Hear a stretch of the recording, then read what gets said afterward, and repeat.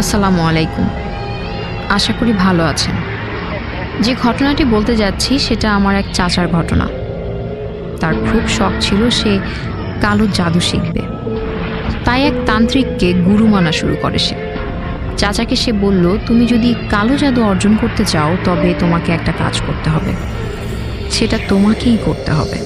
হিন্দুদের একটা পুজো হয় রাতে, যা কিনা হাজরার রাত বলা হয়। সে রাতে প্রতিটি মন্দিরে পুজো হয়, বান মারা, কালো জাদুর প্রতিযোগিতাও হয়। সে রাতে মরা মানুষ যাদের কিনা পুড়িয়ে পুঁতে ফেলা হয়েছে তাদের মাথা দিয়ে কালো জাদু করা হয়।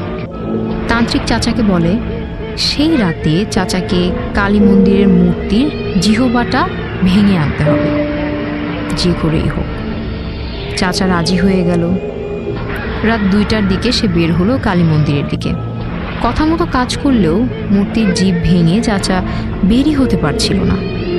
মনে হচ্ছিল কে যেন তাকে ধরে রেখেছে। অনেক কষ্টেও কোনো নড়াচড়া করতে পারছিল না। এমন সময় হঠাৎ অল্প আলো দেখে সে। মন্দিরে যারা প্রতিযোগিতা করে তাদেরই কেউ একজন টর্চ দিয়ে চাচার মুখে ধরেছিল। চাচা ভাবল এই যাত্রায় সে হয়তো বেঁচে গেছে। ওই লোক তাকে জিজ্ঞেস করলো যে সে এখানে কি করছে। চাচা বলে সে ভয় পেয়ে মন্দিরে ঢুকেছে। আসল কারণ বললে জানেও মারা যেতে পারত চাচা। চাচা তখন অন্যদের সাহায্য নিয়ে ধীরে ধীরে বাড়িতে আসে। যদিও হাঁটতে পারছিলেন না সে একদমই। বাড়ি এসে সে স্বাভাবিক আচরণ করে, ভাত খায়। সেই রাতে ঘরের পাতিলে অনেকগুলো ভাজা মাছ ছিল। চাচা সবগুলো মাছ খেয়ে নেয়।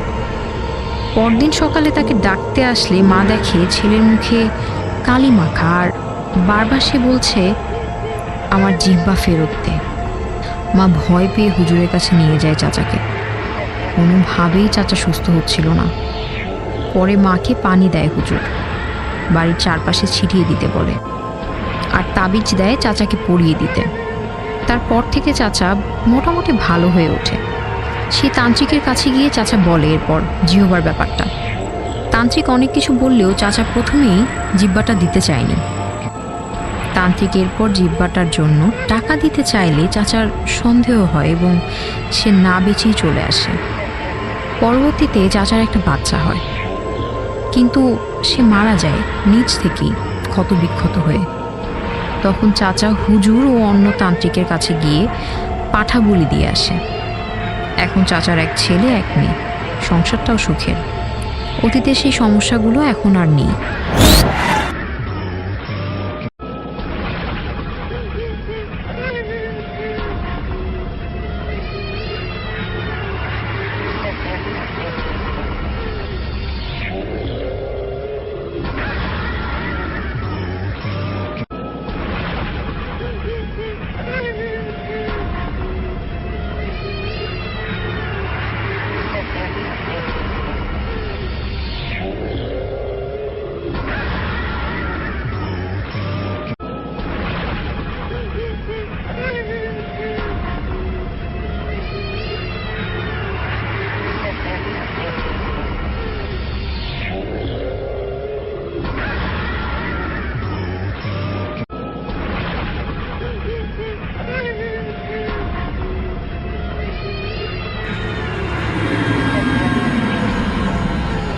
আমি একজন ইউনিভার্সিটির স্টুডেন্ট।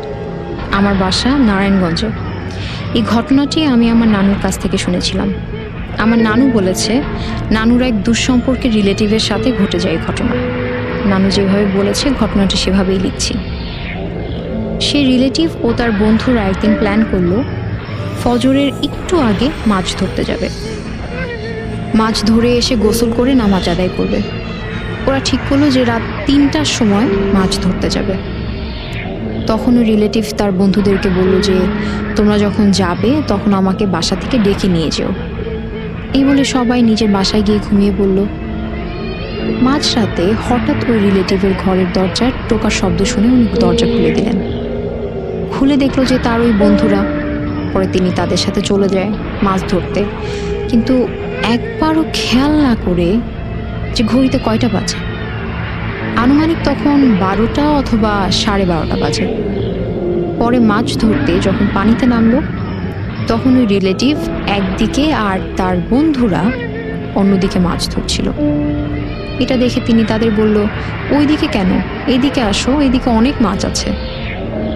তারা ওই লোকটার কথা কানেই তুলল না, তারা তাদের মতো মাছ ধরছে। একটা কথা বলে রাখি, তারা মাছ ধরতে যে জিনিসটা ব্যবহার করেছিল সেটাকে গ্রামের ভাষায় পোলো বলা হয়। পোলো দিয়ে মাছ ধরতে হলে একসাথে অনেকজনকে মাছ ধরতে যেতে হয়, আর সবাইকে একসাথে সামনের দিকে যেতে হয়। একসাথে না চললে বেশি মাছ পাওয়া যায় না, তাই একসাথেই থাকতে হয়। কিন্তু ওই লোকটা একদিকে আর তার বন্ধুরা আরেক দিকে। একটা সময় পার করে তিনি খেয়াল করলো যে তিনি অনেক সময় ধরে মাছ ধরছে, কিন্তু তার মাছের ডুলা ভরছে না। অনেকে আছে যারা ডুলা মানে কি বুঝবেন না। ডুলা হচ্ছে মাছ ধরে যে পাত্রে রাখা হয়, ডুলা বাঁশ দিয়ে তৈরি করতে হয়। যাই হোক, এবার ঘটনাতে ফিরে আসি। অনেকটা সময় মাছ ধরার পরও দেখলো তার ওই ডুলা ভরেনি। তখন তিনি ওই ডুলায় হাত দিয়ে দেখলো মাছের মাথা আর কাটা ছাড়া পুরো মাছ উধাও। সাথে সাথে তিনি তার বন্ধুদের দিকে তাকালো, কিন্তু সেখানে তার বন্ধুরা ছিল না। পুরো বিলে তিনি একাই ছিলেন।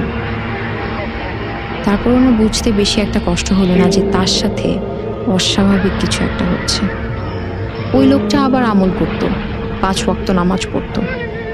আগের দিনের মানুষেরা অনেক সাহসী ছিল, আর প্রায় সবাই কম বেশি কবিরাজি জানত।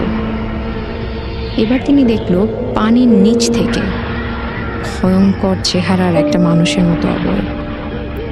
সেটা দেখে তিনি ভয়ে প্রায় অজ্ঞানের মতো হয়ে গিয়েছিল। তখন তিনি সূরা কালমা পড়ে একটা বৃত্ত কাটার সময় ওই বিভৎস চেহারার অবয়বটাকে বলল যে, আমি তো তোর কোনো ক্ষতি করি নাই, তাহলে আমাকে বন্দি করছিস কেন? তখন তিনি বলল যে, তুই যদি পারতি তাহলে আরো আগেই আমার ক্ষতি করতি।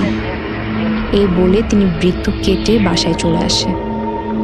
পরের দিনের বেলাতে ওই জায়গায় যান তিনি, এবং ওইখানে গিয়ে দেখে ওই বৃত্তটার ভেতরে একটা কাক মরে ভেসে আছে। এটাই ছিল আমার ঘটনা।